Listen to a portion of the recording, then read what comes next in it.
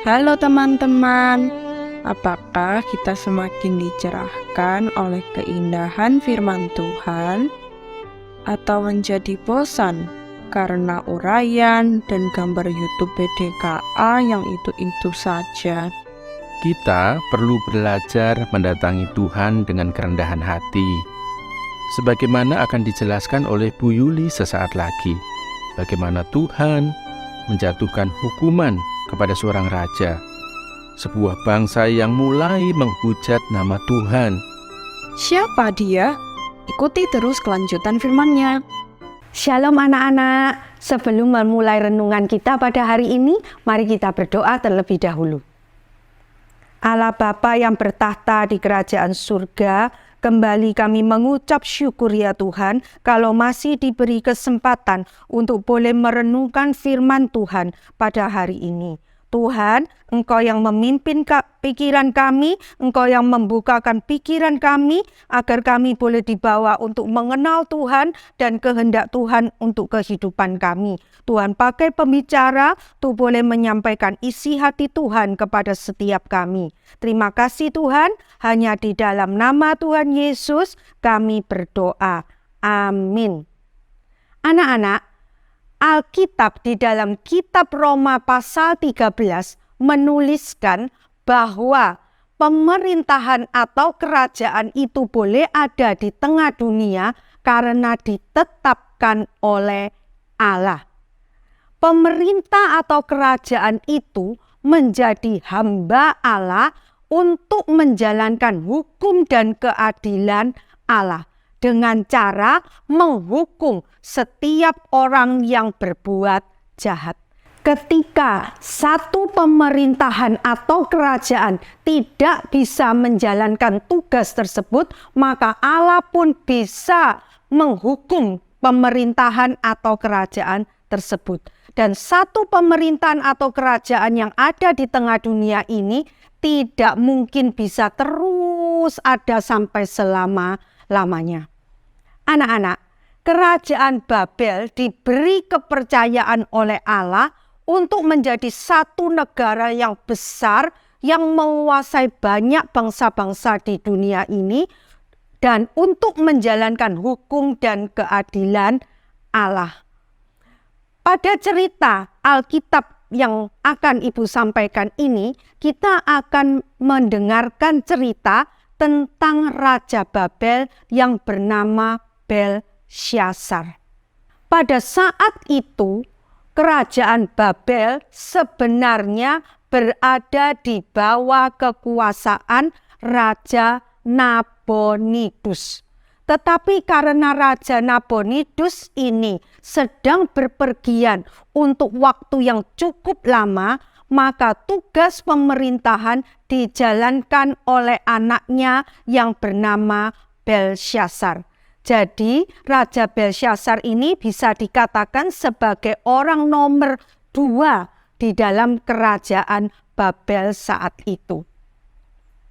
Anak-anak, pada suatu hari Raja Belsyazar mengadakan satu perjamuan besar dengan mengundang para pembesar, istri mereka, gundik mereka, semua diundang sebanyak 1.000 orang.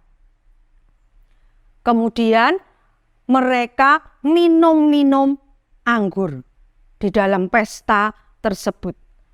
Ketika Raja Belsyazar mabuk anggur, Raja memerintahkan orangnya untuk membawa perkakas-perkakas yang dari emas dan perak yang sebelumnya sudah diambil oleh Raja Nebukadnezar dari dalam bait suci di Yerusalem. Jadi ini perkakas bait suci. Maka dibawalah perkakas ini ke hadapan raja dan dipakailah perkakas-perkakas ini oleh para pembesar, oleh istri mereka dan gundik-gundik mereka, juga oleh raja sendiri, minum anggur. Dan sambil memuji-muji dewa-dewa mereka, dewa emas, dewa perak, tembaga, besi, kayu, batu. Anak-anak,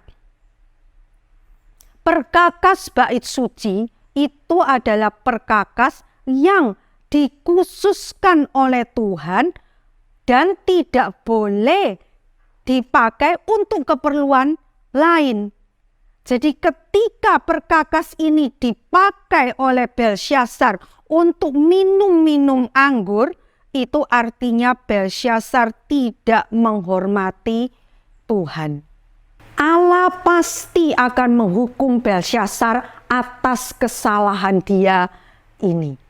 Ketika Belsyazar tidak lagi menghormati Tuhan, itu dia tidak akan mungkin bisa menjalankan tugas untuk melaksanakan hukum dan keadilan Allah di dalam dunia ini. Anak-anak, dalam kitab Yeremia pasal 27 ayat 8 dikatakan bahwa kerajaan Babel itu ditetapkan oleh Allah untuk menjaga bangsa-bangsa lain sampai Kristus datang. Ketika kerajaan Babel tidak lagi bisa menjalankan tugas ini karena rajanya menghina Allah, maka kerajaan Babel itu bisa membawa bangsa-bangsa ini kepada kehancuran, bukan menjaganya. Anak-anak, sebagai orang Kristen, kita ini juga adalah orang-orang yang dikhususkan oleh Allah untuk melakukan satu tugas, yaitu memberitakan perbuatan-perbuatan besar Allah kepada orang-orang di dunia ini. Ketika kita tidak menjalankan tugas ini, maka kita juga dianggap sebagai menghina Allah atau tidak menghormati Allah. Mengenai persembahan perpuluhan juga demikian. Persembahan perpuluhan adalah persembahan yang dikhususkan untuk Tuhan. Ketika anak Tuhan tidak memberikan persembahan perpuluhan, itu artinya anak Tuhan ini juga tidak menghormati Tuhan. Bahkan ada Alkitab versi ESV menulis bahwa orang yang tidak memberikan persembahan perpuluhan itu sama artinya dengan merampok Tuhan. Wah, ini sungguh keras ya anak-anak. Ada satu hal lagi, yaitu mengenai hari Sabat. Hari Sabat juga adalah hari yang dikhususkan untuk Tuhan.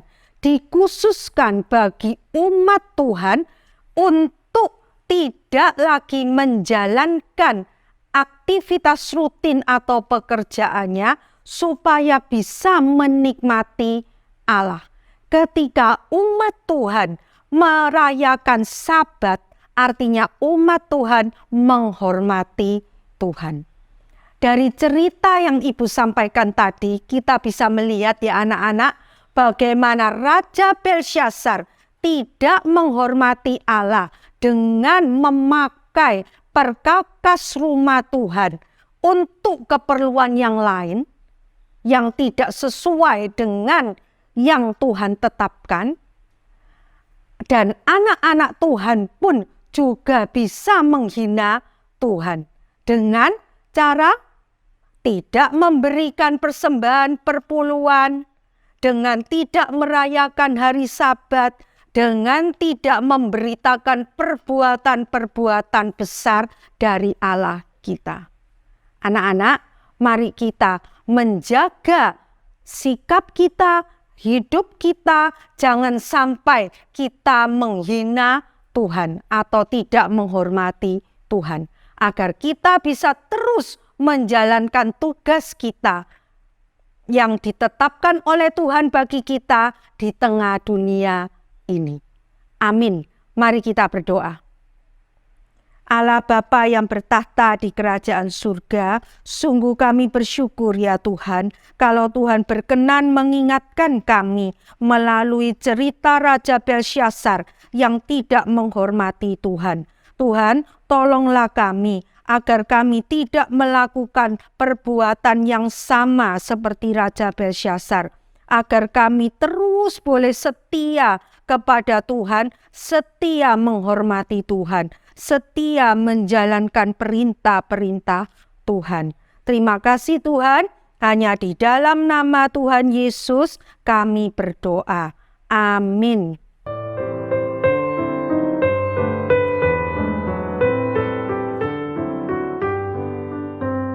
Kebenaran sejati selalu menyingkapkan kepalsuan manusia. Jadi, kalau kita diberi kekuasaan, harta, atau kepandaian, jangan sombong. Lihat saja Raja Belsyazar. Sebenarnya negara di bawah pemerintahannya dipercaya sebagai penjaga bangsa-bangsa di dunia. Namun, ketika mulai sombong dan tidak memuliakan Allah, akan diberi penghukuman. Biarlah hanya keagungan Tuhan dinyatakan, karena di dalamnya ada kasih. Lanjutkan petualangan dengan membaca Daniel pasal 5 ayat 5-9.